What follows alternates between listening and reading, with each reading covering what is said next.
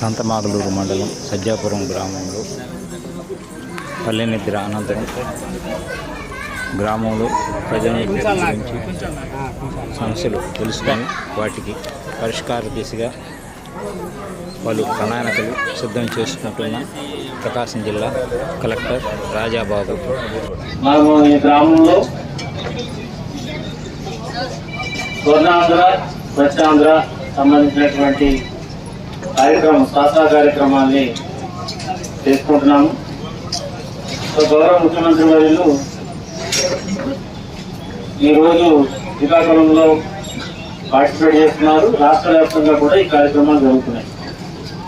దీని యొక్క ముఖ్య ఉద్దేశం ఏంటంటే మన ఇల్లు మన పరిసరాలు శుభ్రంగా ఉంచుకోవాలి.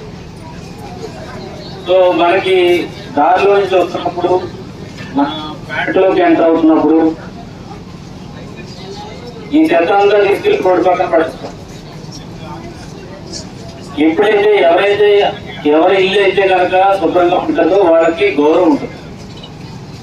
శుభ్రంగా లేని ఇల్లు గౌరవం ఉండదు. అదేవిధంగా మన గ్రామంలో ఎంటర్ అయినప్పుడు చెత్త అంతా వేసి ఉంటే కనుక మన గ్రామానికి కానీ పేటకు కానీ గౌరవం ఉంటుంది. సో దయచేసి అందరూ కూడా దీన్ని చాలా సీరియస్ గా తీసుకోవాలి. ఇది చాలా ఈజీగా మెయింటైన్ చేయవచ్చు. కాకపోతే ఏంటంటే మనం అందరం కూడా నెగ్లెక్ట్ చేస్తాం. ఎలా నెగ్లెక్ట్ చేస్తామంటే ఏముంది అని చెప్పేసి ప్లాస్టిక్ కవర్ లో రాత్రి భోజనం ఉంటే భోజనం, లేదంటే కూరగాయలు ఉంటే కూరగాయలు అన్ని కూడా అందులో పెట్టేసి పడేసేస్తాం. పడేస్తే ఏమవుతుంది, కూరగాయలు ఇవన్నీ కూడా 4-5 రోజుల్లో ముడిపోతాయి, ముందులో కలిసిపోతాయి. కానీ ప్లాస్టిక్ అయితే కలదు. అదంతా కూడా అలాగే రోడ్డు పక్కన అలాగే చెత్త వాతావరణం కదా మనకి అంతా కూడా.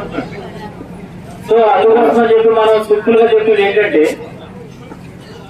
ఇప్పుడు ఏదైతే మనకి ఇంటి దగ్గర రాత్రి భోజనం కానీ కూరగాయలు చేసుకున్నటువంటి ఇది కానీ ఇవన్నీ కూడా సెపరేట్ గా అది చెత్త పుట్టు వచ్చినప్పుడు వాళ్ళకి ఇవ్వడం అనేది ఉంది. లేదు అని అనుకుంటే కనుక మన ఇంటి ముందు ఏదైనా స్థలం ఉంటే కనుక చిన్న గొయ్యి కింద పూర్వం తవ్వుతున్నారు. చిన్న గొయ్యి తగ్గి ఆ గోతులోనే మనం ఇదంతా కూడా అన్నం కానీ మిగిలిపోయిన అన్నం కానీ కూరగాయలు కానీ అవన్నీ పడేసేస్తే 2-3 రోజుల్లో అదంతా కూడా విడిపోతుంది. దాన్ని ఒక సంవత్సరం 6 నెలలు అయిన తర్వాత ఎరువుగా కింద మనకు కూడా ఉపయోగపడుతుంది.